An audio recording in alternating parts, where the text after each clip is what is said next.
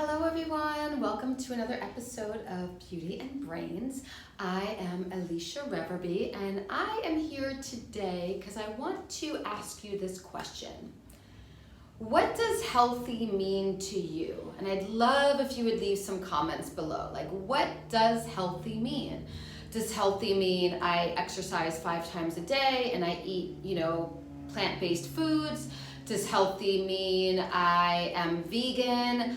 Does healthy mean I have a really great morning routine that I'm consistent with?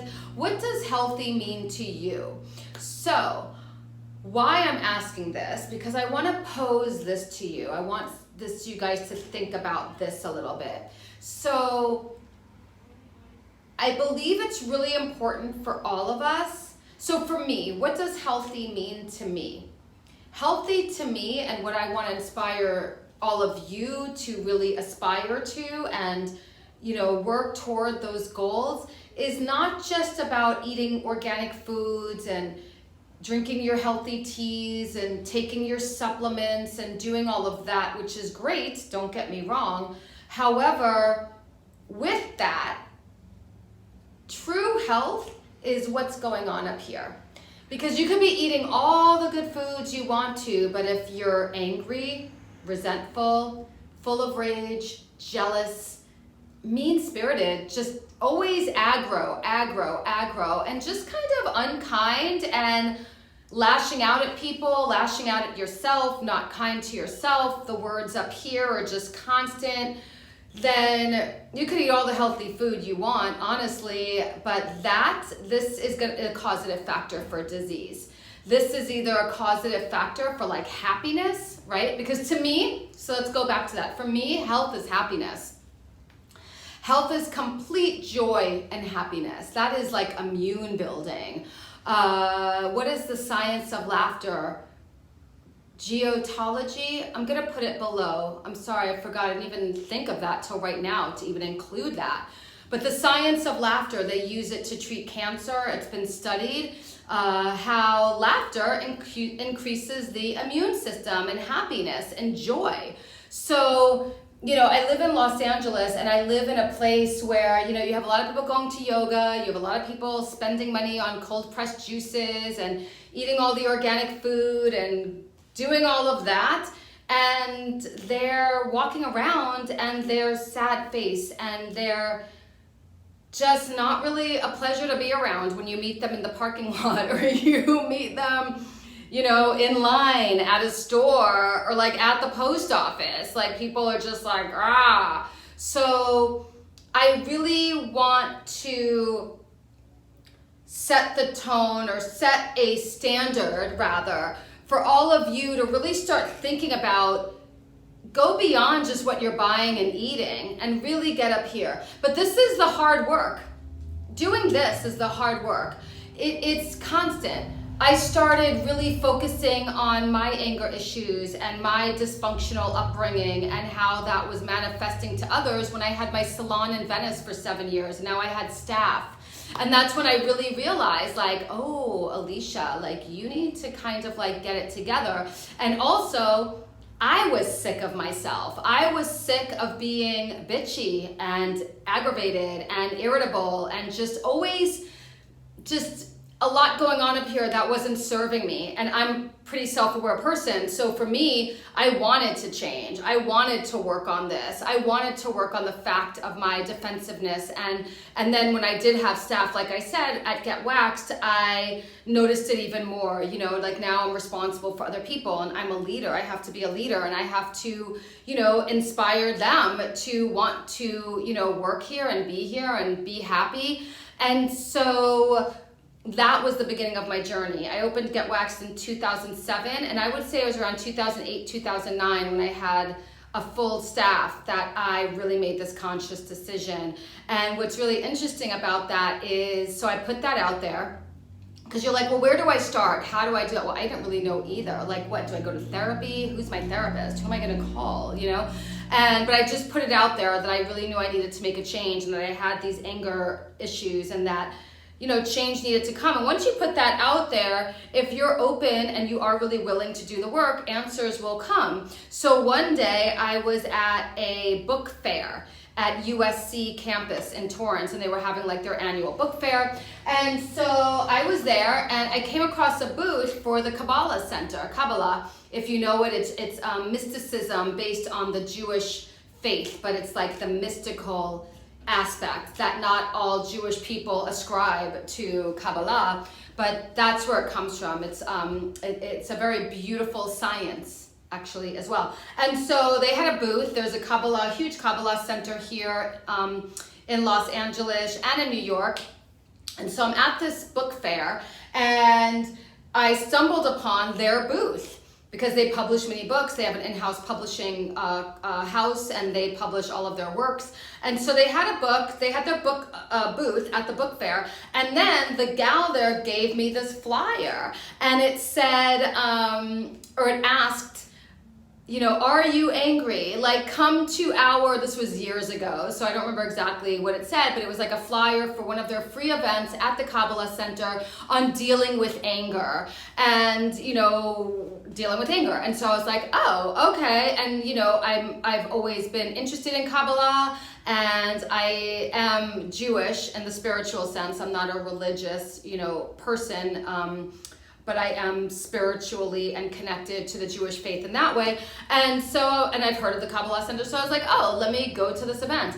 And so a couple of really important things happened when I went to this event, and this started my path on really starting to transform. And it was a good 8 years, I would say, that I spent practically applying the lessons that were brought to me because of my asking and my being willing. I was shown how and what to do by this asking, and I was very intentional with my healing and my success and wanting to succeed and knowing that this was limiting me, so I was doing the work, right? So I go to this event and I'm there, and I thought it would just be like a few people, I'm like, oh, they'll probably be like, it'll be like a little mixer and someone's gonna chat about whatever. Well, first of all, I went there and there were probably over 100, maybe 200 people there.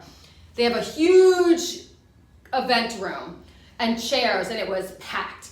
So there were easy, I would say, 200 people at this space. And I was like, wow, there are a lot of people. So like immediately I felt that I wasn't alone, which was really important for me, because when we're dealing with a lot of stuff up here, then we just beat ourselves up and we think there's something wrong with us and what's wrong with me and boop-a-doop-a-doop, and all of this stuff goes on. But when you go and now you're entering a room with 200 angry people, like, look, a bunch of angry people, you just feel like, again, you're not alone. And you're here with other seekers. You're here with other people that want to be better. And I'm a seeker. I've always been that way since I was younger. I've always, strived to be a better person. How can I level up? I've been an overachiever. So that's who I am. So seeing this room, so that was like the first thing that happened. And I felt comfortable and I was there and then we all sit down, and within, maybe 20 minutes of this lecture, the host, who I think was one of the sons, because it's a family, I forget their name, it's been a long time, that run the Kabbalah Center, this national, center, New York, like I said, Los Angeles, and probably maybe a couple of other states, or cities. And so the host said to us, like, okay, let's do an exercise. You're gonna speak to the person next to you and share something, like why you're here. That's what it was. It was like, why are you here? Share with that person and talk to them, and then, we'll give you 20 minutes or whatever it was. So I was like, okay. And so this young woman is next to me, and I think she went first, and she said to me,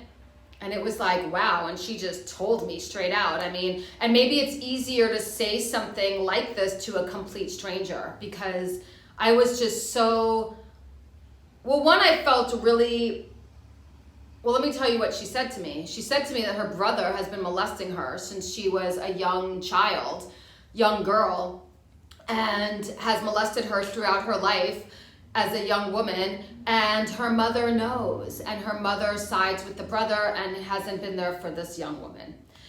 And I was just like, whoa, like I felt when she was telling me this, like the power of being an ear for someone, like what that really is. Like I'm receiving this, and I was placed here to be next to her, to be able to receive this from her and to have compassion and no judgment at all. And it was just really powerful, if I'm even like articulating that, like just being the seed planted there for her to express herself. And then for me, the seed in me and what sprouted from that was I realized then how not to take away from what was going on with me and what at that time and to diminish that and to say, oh, well, my problems don't matter next to hers, because it's all relative, right? Like we're living in it. So, but I did feel that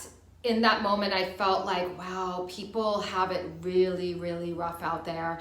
And people have been through some really, and when you think about it, it's all relative. Like when you think about an experience like that, where your own brother or family member is molesting you and you're dealing with another family member who's your mom, who's not there for you. I mean, I think that does kind of trump everyone else, you know? So I felt very like, one, I can do this. Like, I can do this. I can do this work. Like, I don't have that to overcome as well, right? Like, that's all, that's like, you know, how many, it's just a lot, right? Like, I have a bunch of other stuff to overcome, but I didn't have that to overcome. And I felt that I could do the work, and I felt empowered that I must do the work. And I spent a good 8 years on my journey, like very intentional, seeking out mentorship, whether it was the Kabbalah Center. I was also, because I was manifesting answers, I was introduced to a beautiful healer, Sujan, through one of my clients. So he was part of my process. And then this other beautiful, he's a medium and does Reiki. He was really helpful, very wise person and very intuitive, Sam. They were kind of like the beginning of my journey, as far as I can remember right now. And then it led to like Wayne Dyer and Abraham Hicks for a long time. I think Abraham Hicks came first, and then Wayne Dyer, and listening to them every single day and journaling and writing and working through it. And again, doing the work. And at the Kabbalah Center, where I spent probably a good 2 years with them,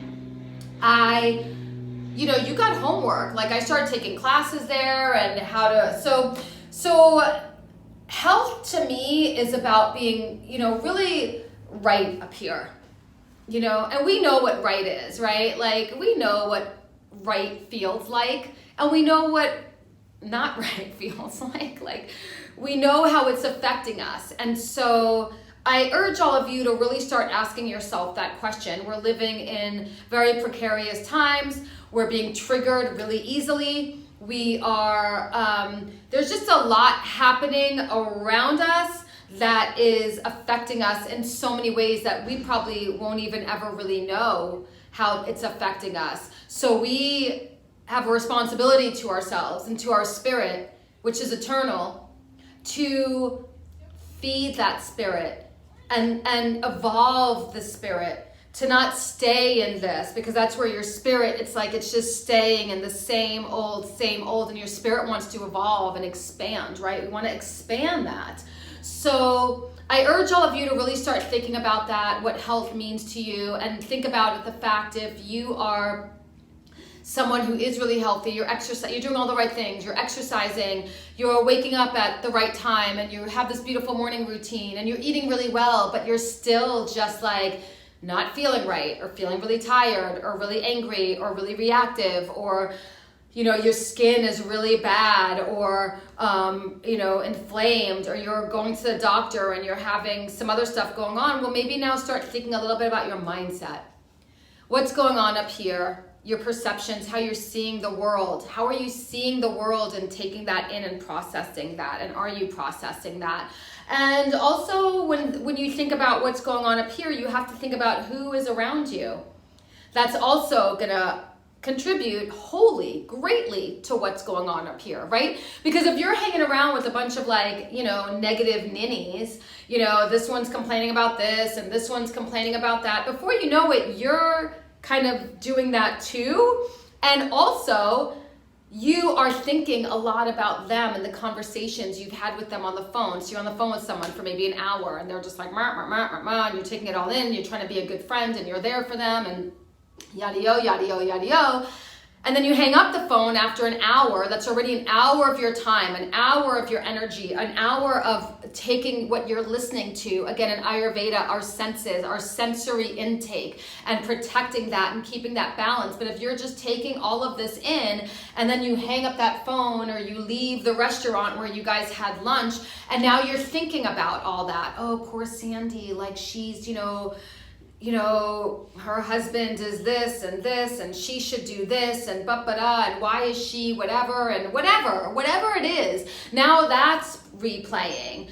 And if you have people around you that are taking this energy from you, even in private, your own private time, you're thinking about them, you can't stop thinking about their experience, you're wondering how they're doing, are they doing better, do they take my advice, let me call them, oh my God, she didn't answer for her phone, is she okay? All of that. I'm not saying not to be a friend.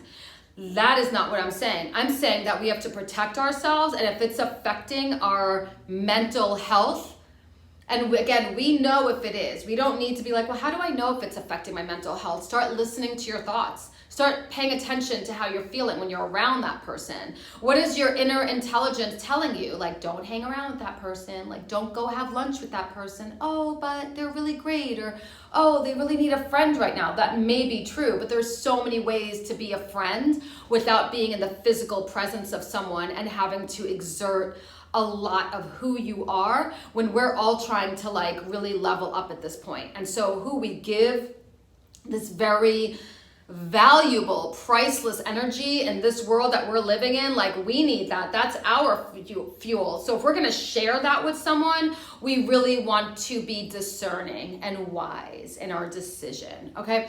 So the video is, 17 minutes. I kind of want to end it here. I want you to really think about this and journal on it. And, life is short. We are on borrowed time, all of us. We're not guaranteed an immortal human existence, right? So we want to live the best life that we can live. We're blessed. We are so blessed to be able to be here and be able to watch a video like this and be here during this like technology when you can like access so much great information that makes us think and makes us want to level up and inspires us and even motivates us, right?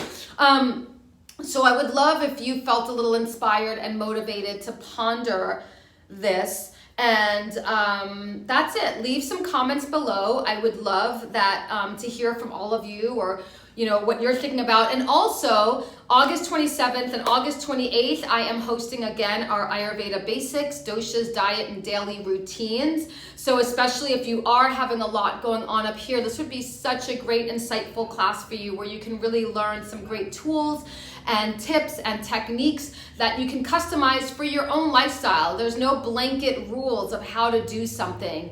You can get creative in how to create a healthy journey to clear this out and bring some joy, real joy into your life and real spirit. And then you're going to start attracting people like that too. So August 27th and 28th, go to aleekorganics.com and you'll see the link to enroll now.